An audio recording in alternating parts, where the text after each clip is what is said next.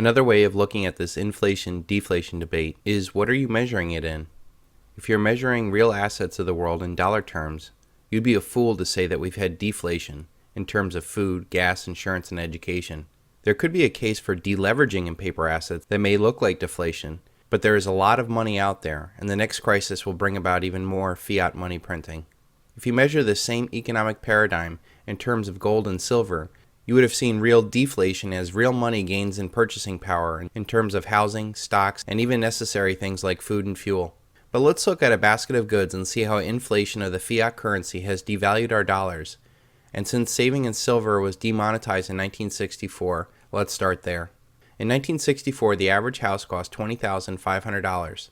The average car cost $3,500. The Dow Jones was at 770.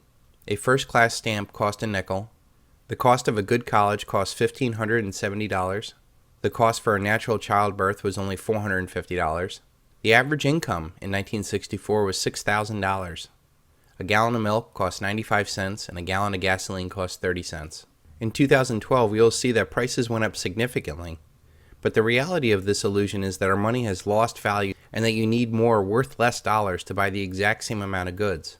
That $20,000 house now costs $160,000. The average car now costs $30,000. The Dow Jones is at $12,500. A first-class stamp costs 45 cents now. That same college education now costs $42,000. The average childbirth now costs $4,500. And with C-sections can go as high as $35,000. The average income now is only $46,000. A gallon of milk will cost $4 a gallon, and a gallon of gasoline costs $3.79. When you start to see that you need 10 times the amount of dollars to buy the exact same amount of goods, you can see that 90% of our wealth has been stolen in this paper Ponzi scheme. One other thing I would like you to notice is that the return on investment of the college education versus the average jobs has shifted dramatically. Where once baby boomers' college education cost $1,500 a year, and it netted them jobs that were paying way above the average wage of $46,000. Now we have $1 trillion investment in college education, and it has been a poor investment at best. And it has been a poor investment, especially since they can't even find jobs for this to even matter. So using the dollar as a measuring stick for inflation or deflation, it's very clear that we've had massive inflation of the currency since 1964. And remember, this is because the criminal elite get to print unlimited amounts of money, not only to spend it first, but the effect of that new money entering into the economy does to their assets and institutions. Their rising boats rise much faster than the common man's salary. So why did they demonetize silver? Well, here is President Johnson's comments at the demonetization of our constitutional silver. Now, all of you know these changes are necessary for the simple reason silver is a scarce material. Our uses for silver are growing as our population and our economy grows. The hard fact is that silver consumption is now more than double the silver production each year. So in the face of this worldwide shortage of silver and our rapidly growing need for coins, the only real prudent course was to reduce our dependence upon silver for making coins. If we had not done so, we would have risked chronic coin shortages in the very near future.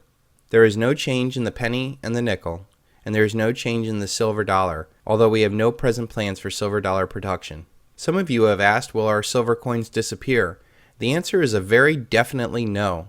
Our present silver coins won't disappear, and they won't even become rarities. We estimate that there are now 12 billion, I repeat, more than 12 billion silver dimes, quarters, and half dollars that are now outstanding. We will make another billion before we halt production, and they will be used side by side with our new coins. Since the life of a silver coin is about 25 years, we expect our traditional silver coins to be with us in large numbers for a long, long time. If anybody has any ideas about hoarding our silver coins, let me say this.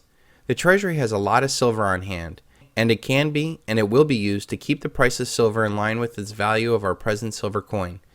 There will be no profit from holding them out of circulation for the value of their silver content.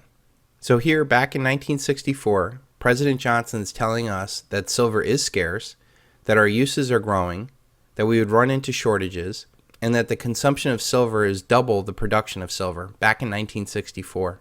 Now let's look at the same economic reality, but instead of using the fake fiat money that the Anglo-American elite can print out of nowhere, let's use constitutional silver to save in, and see what happens to the purchasing power of that silver from then until now. In 1964, the constitutional dollar was 0.715 ounces of silver, And using that to translate the dollar price of those 1964 prices to ounces, it would be 14,657 ounces for the average house, 2,502 ounces for the average car. You would need 550 ounces of silver to buy the Dow. You would need 3/100ths of an ounce to buy a stamp. A college education would have cost 1,122 ounces. The cost of an average childbirth back then was 320 ounces. The average income would have been measured in 4,290 ounces of silver. The average gallon of milk, 0.67 ounces, and the average gallon of gas would have cost 0.21 ounces. Now let's see how many ounces of silver would be needed to buy those exact same assets. You would need 2/3 less of silver, or 5,333 ounces to buy the average house. You would need 1,000 ounces of silver to buy the average car, 416 ounces of silver to buy that 12,500 Dow. You would need 2/3 less ounces to buy a stamp. You would actually need more silver today than you would back in 1964, showing how dramatically the cost of education has risen since then. You would need half as much silver to have the average birth today. Here's the really scary thing. Despite the fact that the average wage has increased 766% from $6,000 to $46,000. If we measured that same fact in terms of silver, we would have seen a dramatic loss. In 1964, you would have earned close to 4,300 ounces of silver. Today, the average job would only net you about 1,500 ounces of silver. Milk would have cost significantly less in silver terms, as would have gas. So even though people are complaining about high gas prices, it is relatively cheap versus silver. And please keep in mind, this is using $30 an ounce to value the silver, and is nowhere near the recent $50 high, or the real inflation-adjusted high of $450 an ounce. So notice how you need dramatically less silver to buy the exact same amount of goods in 2012. This is real deflation and real increase in purchasing power. Deflation actually benefits the common man as they get more things for their dollar. The only time it hurts is when they're in debt, because those debts become harder and harder to pay back. It is at that point that people usually default and the banker's assets don't perform. The elite, on the other hand, cannot have deflation, as their debt-based paradigm system would collapse upon itself and hurt their assets and their way of life. Let's continue this historical line of thought. If you had saved $10,000 in 1964 paper dollars and stuffed it under your mattress, you would have immediately seen that $10,000 in 1964 bought far more than it does now. In fact, using the rigged government inflation-adjusted numbers, you would need $69,000 just to have the equivalent purchasing power of $10,000 in 1964. That 1964 $10,000 today would have the equivalent purchasing power of only $1,442.55 in 1964, meaning that if you wanted to spend $10,000 today, you would have only need $1,442.55 to buy the exact same amount of goods in 1964. Please note that these calculations are using the official government inflation numbers, which I have pointed out in previous videos are rigged to show lower inflation results using their 4 tricks. This has warped the reality of our economy and has not only led to massive distortions in the economy, but it has also led to massive malinvestments in capital. The true extent of these malinvestments will not be fully realized until after the dollar debt paradigm ends, and we see that the world we have built up to serve the consumer, banking, real estate, insurance, military, prison, and government economies was the largest waste of money ever. Let us now look at what would have happened if you saved $10,000 face value in constitutional silver, which would have been about 7,150 ounces of silver. Priced at about $30 an ounce, that same money would be worth $214,500 today. What cost $214,500 in 2010 would have cost $30,851 in 1964. That is a significant increase from the paper value of their money in real and nominal inflation-adjusted terms. It is over a 95% loss in real purchasing power in the paper value, but when you see the difference between the purchasing power of the paper versus the same amount of money saved in constitutional silver, it is truly staggering at the level of thievery we have been putting up with. This generational theft has empowered and enabled the worst in our society to profit off this paradigm. And the only way to fight back is the silver bullet and the SilverShield, so that you sell your paper assets in their casino and buy real, tangible, physical silver. While this generational theft is significant, we are nowhere near the end of this story. The real shocker will be when silver gets close to its real inflation-adjusted high of $450 an ounce, and the relative purchasing power it will have then. What will be more amazing is when the dollar paradigm ends, and all paper assets collapse compared to the real tangible value of physical silver. There were a few voices that warned about this unsustainable system in 1965, like Charles de Gaulle.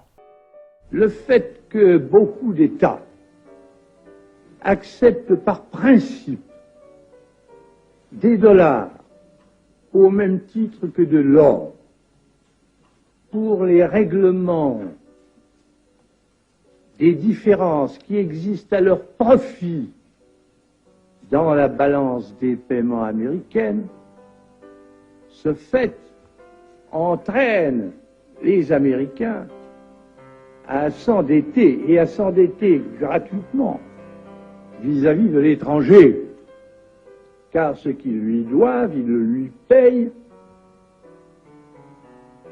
tout au moins en partie, avec des dollars qu'il ne tient qu'à eux d'émettre.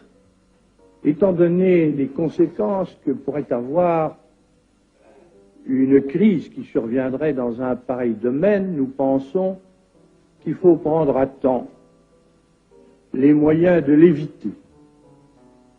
Nous estimons nécessaire que les échanges internationaux soient établis, comme c'était le cas avant les grands malheurs du monde, sur une base monétaire indiscutable et qui ne porte la marque d'aucun pays en particulier. Quelle base? En vérité, on ne voit pas qu'il puisse y avoir réellement de critères, d'étalons autres que l'or. 47 years later, we now see how dangerous this system has become.